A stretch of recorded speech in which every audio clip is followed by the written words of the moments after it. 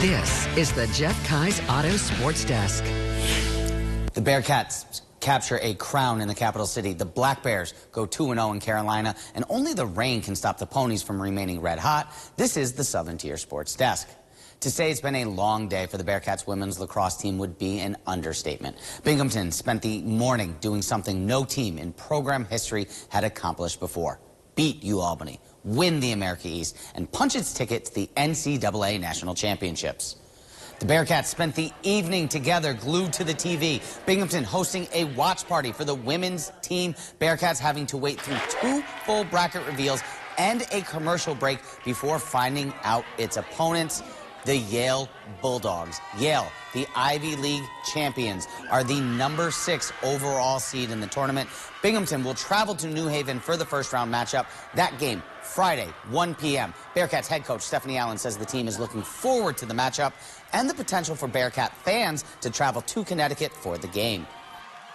Yale is a really strong opponent, but one that we feel will match up well against. Excited to have a short road trip to get up to New Haven, and I think we'll have a lot of fans there to support us as well. Just in the few of the conversations that I've had with players, they're excited for this matchup and really feel confident in who we're facing. Let's head to the capital city for the highlights. Bearcats have been red hot since that last loss in the regular season to UAlbany. Winners of 7 straight. They made it 8 today. Albany would get out early. Grace McCauley goes NHL 94 for the wraparound. Great Dane scored the first 5 goals in the game. Bearcats trying to claw back. Madison Murphy finds Olivia Muscolino. Binghamton gets on the board. Bearcats still down 4, less than a minute left in the half. Mia Forte makes it a 3-goal deficit. Then Muscolino's shot, it's stopped, but Kristen Scheidel is right there. She picks it out of midair. The backhand. Bearcats down just 3. 10 seconds left in the half. Elma Blashmi will not be denied. It's a 1-goal game at halftime. The Binghamton Bearcats held UAlbany without a goal for more than 20 minutes during the stretch. Third quarter now, Blashmi again. That's a hat trick for the sophomore. She'd lead all scorers with 4 goals in the game. Tied at 8, the senior, Scheidel. She completes the comeback. Binghamton goes up 9-8. Bearcats would not travel again. They win it 12-8. Binghamton, your 2024 America East champions. BU goes dancing for the first time in program history with the first win over Albany in program history. Bearcats were 0-25 before the win on Sunday. Black Bears also in the hunt for some hardware. The team spent the weekend south of the Mason-Dixie line for games 1 and 2 in Carolina. Black Bears picked up the win on Friday in game 1. Binghamton looking for the sweep on the road Saturday in game 2. Black Bears taking in the Thunderbird introductions first period. Bears out early yet once again. Gavin Yates, he drags the toe, he drags the shot. That's Yates' playoff leading 13th point. Binghamton goes up 1, still in the first. The captain, Tyson Kirkby, he gets a friendly bounce on the road. That's his first goal of the playoff. Bearcats up 2 now. Binghamton with the first period hat trick. Once again, Yates puts his second in of the night. Black Bears up 3-1 after 1 third period. Binghamton lead just 1 when Kirkby scores his second goal of the night. Black Bears go back up by 2. They hang on for the 4-3 win. Binghamton with a chance to win the cup at home. Head coach Brantley Sherwood told us before the series what a championship win would mean to his team.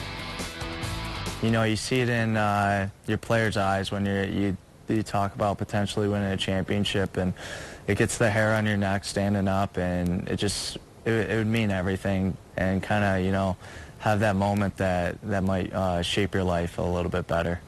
Game 3 back in Binghamton on Friday. Black Bears with a chance to hoist the cup on home ice. Puck drops at 7 p.m. for that one.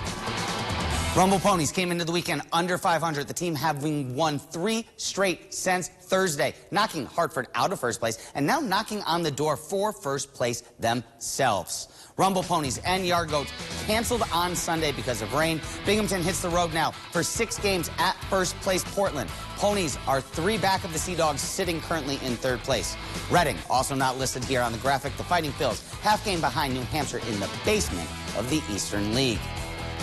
It's post time once again at Tioga Downs, the racetrack reopening for the season on Saturday, along with live racing at Tioga. Opening day for the track also meant it was Derby Day in Kentucky.